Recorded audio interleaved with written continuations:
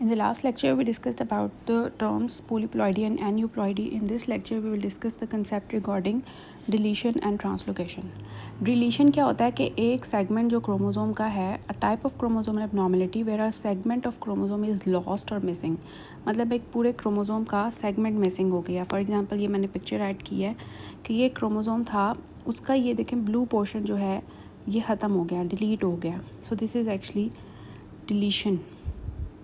And translocation क्या होती है कि chromosome abnormality where a segment from one chromosome is transfer to other either the same or different chromosome. मतलब उसी chromosome के ऊपर भी वो सेगमेंट उधर के लग सकता है, दूसरे क्रोमोसोम के ऊपर भी लग सकता है. फॉर एग्जांपल ये आपको पिक्चर नज़र आ रही है कि ये क्रोमोसोम 20 था, तो इसमें से ये सेगमेंट उतर के दूसरे क्रोमोसोम के साथ लग गया, ट्रांसलोकेशन हो गई उसकी. क्रोमोसोम नंबर 4 से, और ये क्रोमोसोम नंबर 4 है, ये 20 है, तो क्रोमोसोम नंबर ये जो रेड था 20 का पोर्शन था, ये उतर के 4 के साथ लग गया. सो दिस इज़ एक्चुअली के दूसरे क्रोमोसोम से ट्रांसफ़र हुआ है. So this is actually translocation. इसके अब एग्जांपल्स क्या हैं, डिलीशन की एग्जांपल्स देख लें कि क्राई-डू-चैट सिंड्रोम, इसको हम डिस्कस भी करेंगे आगे कि इसमें क्या होता है, डिलीशन हो जाती है क्रोमोसोम 5p पे.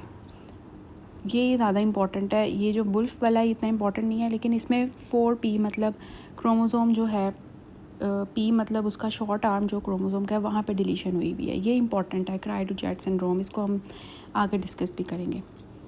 अब क्या है कि ऑब्वियसली किसी जगह से क्रोमोसोम की डिलीशन हो गई है किसी सेगमेंट की, तो सीवियर जेनेटिक डिसऑर्डर्स हो सकते हैं due to loss of essential jeans.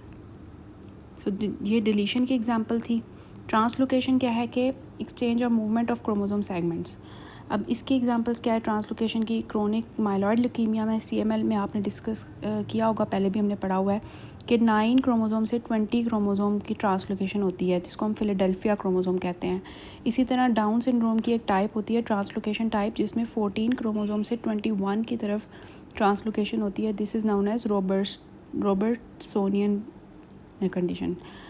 अब ये ट्रांसलोकेशन बैलेंस्ड भी हो सकती है, अनबैलेंस्ड भी हो सकती है. बैलेंस्ड मतलब कि एसिम्प्टोमेटिक है, कोई मसला नहीं है, और अनबैलेंस्ड जिसमें अगर लॉस हो रहा है या गेन हो रहा है तो उसकी वजह से डिज़ीज़ आएगी और मिसकैरेज होगा. मतलब ये इतना इम्पॉर्टेंट नहीं है बैलेंस्ड अनबैलेंस्ड. लेकिन देखें बैलेंस्ड मतलब इस तरह की ट्रांसलोकेशन हुई है जिसमें कोई मसला नहीं है, और अनबैलेंस्ड मतलब इस तरह की ट्रांसलोकेशन हुई है जिसमें सिम्टम्स आएंगे, डिज़ीज़ आएगी और प्रॉब्लम आएगी, मिसकैरेज होगा ही होगा.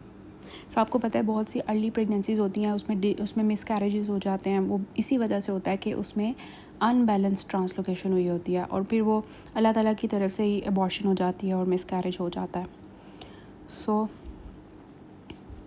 ये एक बात आ जाती है. अब फॉर एग्ज़ाम्पल मैंने आपको बताया डिलीशन में अगर 5p फॉर एग्ज़ाम्पल लिखा हुआ है, तो इसका मतलब कि जो है शॉर्ट आर्म ऑफ क्रोमोसोम पे आई है. अगर इसी की जगह Q होता, मतलब Q होता, तो उसको लॉन्ग आर्म ऑफ क्रोमोसोम पे प्रॉब्लम आई है.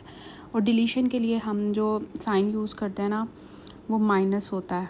ठीक है, माइनस होता है, मतलब वो माइनस हो गया, ऐसे माइनस हमने लिखना है उसके आगे. मतलब 5p है ना, तो 5p हम लिखेंगे और माइनस लिख देंगे आगे. सो ये डिलीशन है. ठीक है, 5p हो के माइनस हो गया. इसी तरह डिलीशन और 4p पे है तो 4p माइनस. और अगर Q है तो इसका मतलब आपके लॉन्ग आर्म ऑफ क्रोमोसोम पे प्रॉब्लम आई है, और अगर P आया है तो मतलब शॉर्ट आर्म पे प्रॉब्लम आई है. सो ये इम्पॉर्टेंट चीज़ें थी डिलीशन एंड ट्रांसलोकेशन के बारे में. नेक्स्ट में हम इंशाल्लाह डिस्कस करेंगे कैरियोटाइपिंग के बारे में.